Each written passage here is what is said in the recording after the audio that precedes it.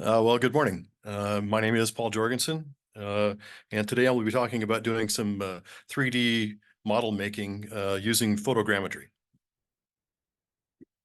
I've been a longtime caver, over 50 years at this point. I've been going underground. In fact, I got to thinking here this morning that this is the 29th year I've been to the Winter Technical. And so we've been to this basketball game before. A life member of the NSS, and I was a fellow awardee in the year 2000. Long-time interest in cave technology. I have a patent on cave radio technology, and in fact, we used the radios in Walter's project when we did the Lava River Cave LiDAR collection.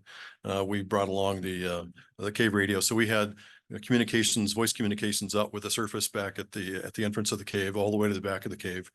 And it was nice because we had a trailing antenna. And when we had all of the tourists that were in the cave, we got them mostly to stay behind me on the back as I was trailing the LiDAR unit. And it was like being on that movie, you know, where they were towing the space mines. Yeah, I've got all of these space mines towing behind me, behind my trailing antenna. I also, most of my working career, I spent as a aerial photo mapping pilot. So I did a lot of 3D mapping with photography, glaciers, shorelines, infrastructure, and volcanoes. What is photogrammetry? Well, photogrammetry uses photography to obtain reliable information about physical objects.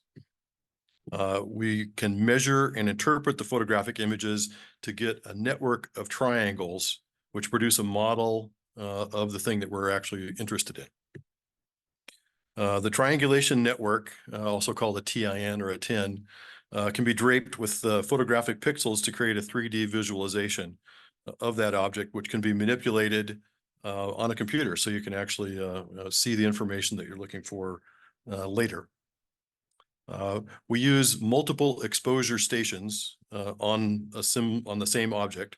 So this little graphic here shows that we're only doing 3 of the same object, and we see these little red vertices here on the object itself. Those would be our little key points that we're looking for. Tie points or key points.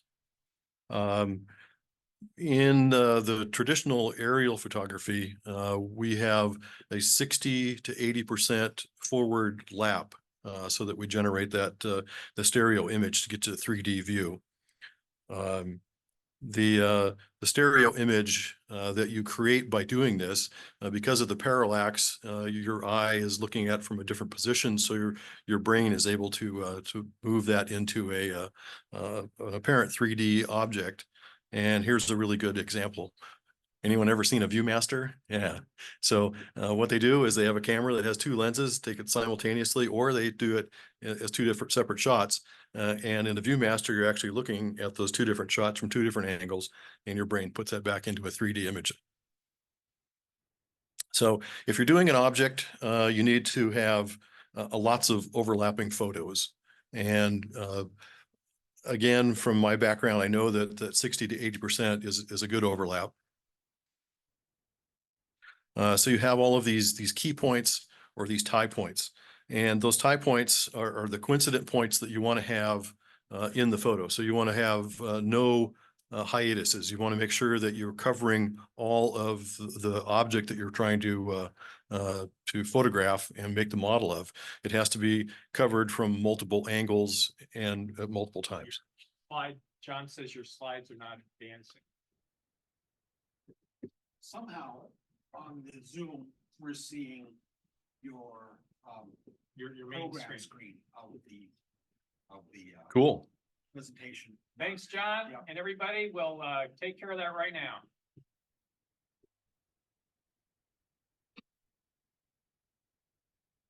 That just updated something.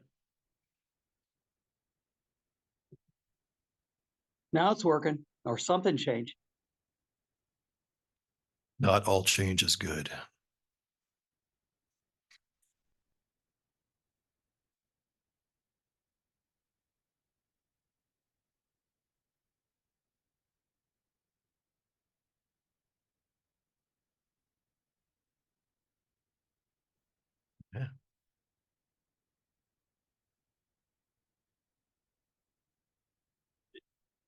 Ask them if they're seeing the tie points or key points.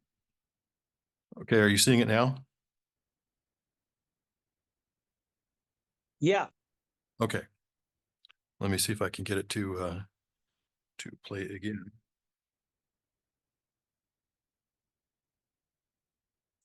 Yep. Trying to. Left arrow to back up.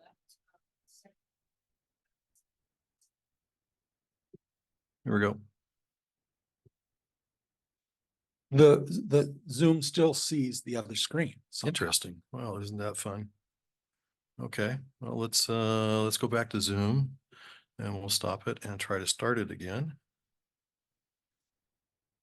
Can you set your computer to duplicate screens? It is. See John Lyles up there. If you hit Windows P,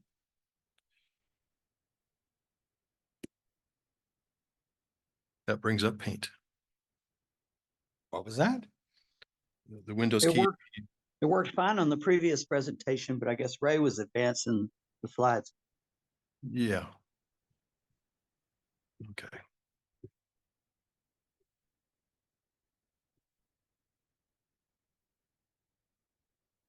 Started sharing, okay. We're seeing what's on there.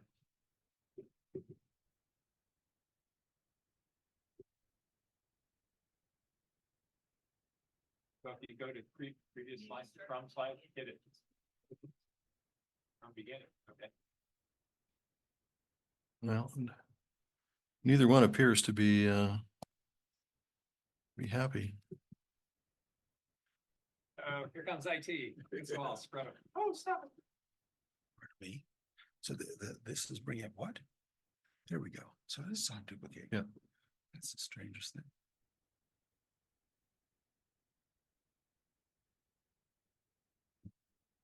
Oops.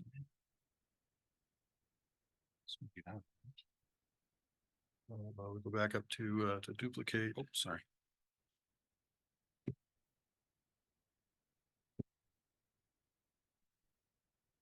And that should take care of that. We can see you advance. There you go. Well, maybe. All right, let's try that. So do you guys see on the Zoom side now where it says key points? Yep. Excellent. Okay. Let me run back real fast so you can see the graphics because it wasn't advancing for you. So there's the 3D object. You got that now? John? Yeah, I'm using a tablet and the damn mute button disappears every 5 seconds. Yeah. Okay, but you're seeing it. Okay, that's good. Very good. So, and then here's the overlap on the object, the view master that everyone here has a nice chuckle for. I had one as a kid. So these tie points that we're looking at, whether it's a flat surface or an undulating surface or a 3D object, and we're going to circle it, we still have to have those tie points. So as we go around the object, we're photographing all of those key points or tie points, so that the program that looks at all of those points can put them in the object space that it creates. So here is an irregular object that has this triangulation network that's drawn on top of that surface. And the same sort of thing is happening with the LiDAR. So the LiDAR creates a point cloud, and then you could possibly drape photography on the top of that point cloud. We're making the point cloud from the photography, and then we can redrape the photography back onto it. So here's another example of an object that has lots of little tie points that we want to see. This is another undulating object. And so you see how the triangulation network comes together on it. This is one that I have some interested in. This is Mount St. Helens. And so this is the volcano. So the topographic map on the left-hand side there, actually it's an engraved laser coaster. I know a guy that does laser engraving. And also the tin that was done. This is actually a much later one, but this is what the volcano looks like pretty much these days, with the whole north side that was blown out. And I was the pilot for the USGS back in 1980. I flew the mapping to determine how much volume had left Mount St. Helens after the big eruption on May 18th, 1980. I was there on the 17th, the 18th. We were taking the day off. It was Sunday.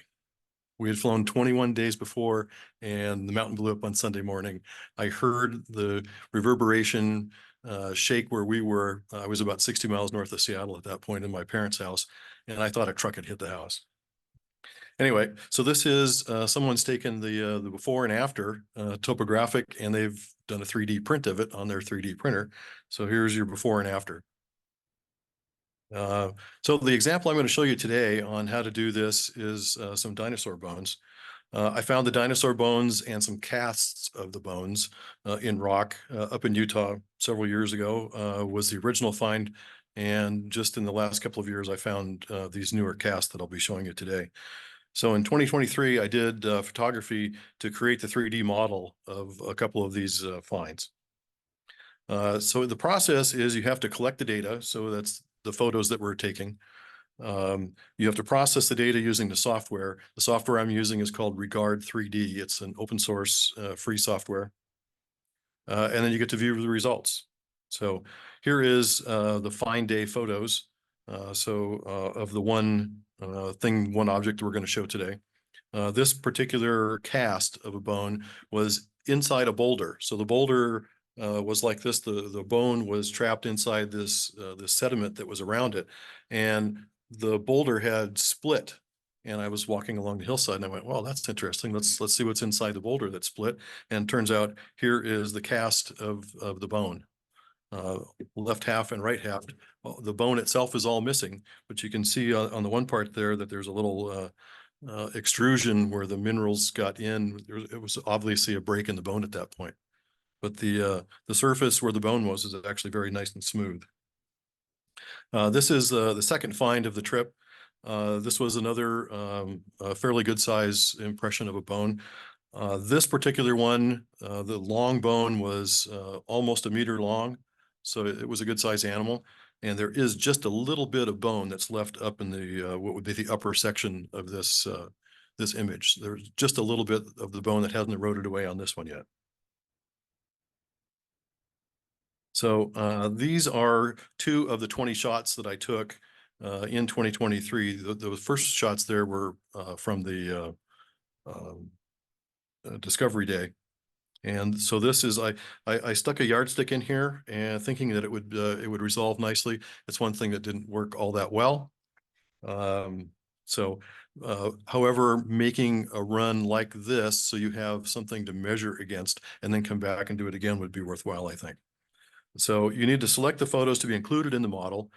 This is 2 of the 20 that I used. And you can see these are from drastically different locations, but they're covering the same area. So I went along both sides, both halves, and then up through the middle. So processing the images with the software, it computes the matches of the photos that you've selected. This takes a little bit of time. It took 15 minutes for it to process those 20 photos. And then it computes the matches in between the photos, and gives you matching results. You can look at that. It creates the original point cloud. So it has done kind of the same thing that the LiDAR does. So from the photography, it's now created the point cloud. From that point cloud, we can process to what they call a dense point cloud. And you're starting to see here now that the model itself has a very nice shape, and you're starting to see the details there. And the coloration is coming from the photography. And then you add the surface to that, so it fills in that dense point cloud. It puts more pixels on the dense point cloud, and you're ready to view the model. And so we went from one flat photo, actually 20 flat photos, and we're able to generate this 3D model.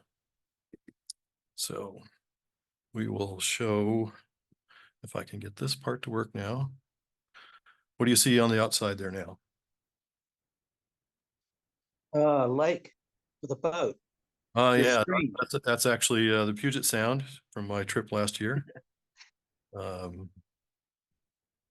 Oops, wrong one. Here we go. And you're able to see that now, John? Yeah. Anyone? Okay, perfect. So this is the dense point cloud.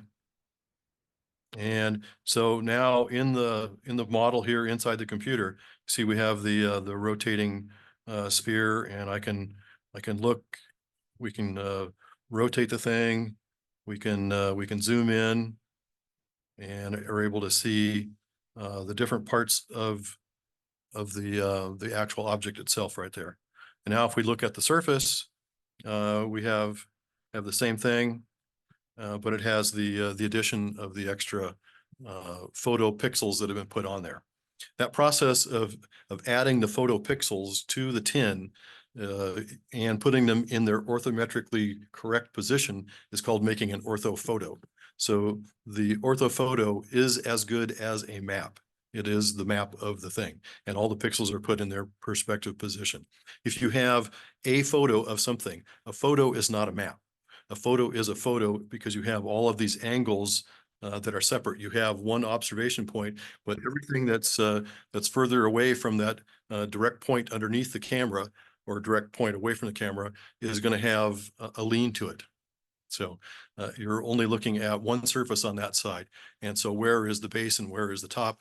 When you get to an orthophoto, everything is put in its correct perspective position.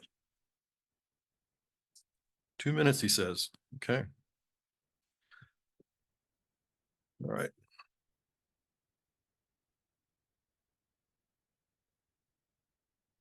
Well. Okay, so here's some information about Regard 3D. There's builds for Windows 7 up and Mac. It's possible to build it for Linux machines as well. We're sending the wrong image again, if you see behind you. Perfect.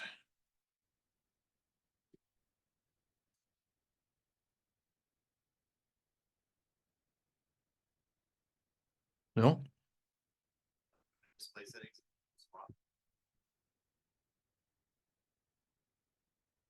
Good enough. We can see what you got there. That's good.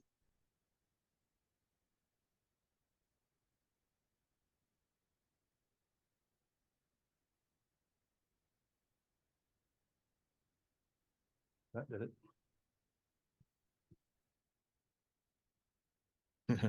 Now it says something has stopped. Well, that's fine. Okay, it stopped sharing. All right, are we back on?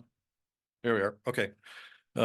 So going further, you can export the model to a PLY file, which is a way to have something that you can possibly use for 3D printing and other things. You can also use this for cave entrances, passages, formations. There's other 3D photogrammetric programs that are out there. There's paid versions where you can get things that were something in the $50 range to $50,000. So there's lots of wide variation there. Other open source things, I've tried a few. There's a big learning curve on some of them, and some of them are quite buggy. So you have to find something that will work for you. There are limitations to this Regard 3D. It has some number of photos as a limit. It's not exactly clear how many photos that is. There was a guy that had something like 3,000 photos, and he was complaining that it was taking a long time to process. To process the model that I just showed you, that was approximately 45 minutes from start to finish. Any other questions? Oh yeah, and watch out for the black hole. It may not be a rabbit. Sir.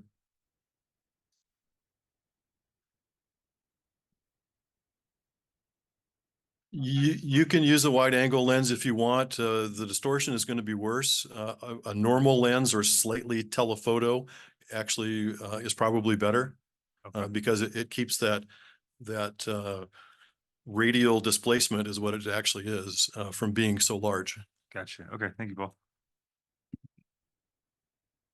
Alrighty then. All right. Thank you very much, Paul.